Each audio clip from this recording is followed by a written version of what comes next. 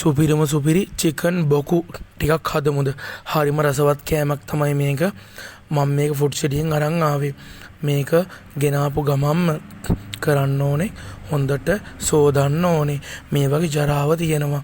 අපි නම් 4-5 පාරක් හේදුවා.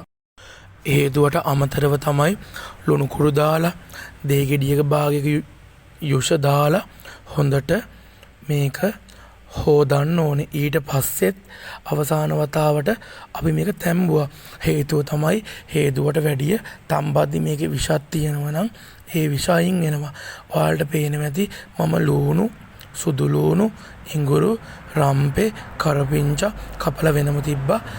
තම්බගත්තු චිකන් බොකු වලට දාන්න ඕනේ ගම්මිරිස් තේ හැඳි දෙකක්. අමතරව තමයි 3-5 හැඳි දෙකක් දාන්න ඕනේ. කුරුඳු පොත්තක් දැම්මා.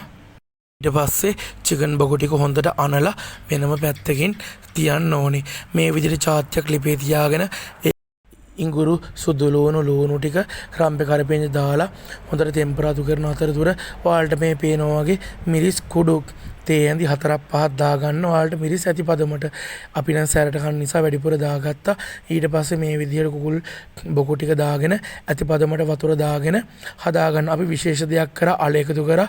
එතකොට හරි ප්‍රණීතයි. ඔයාලත් හදලා බලන්න. පුදුම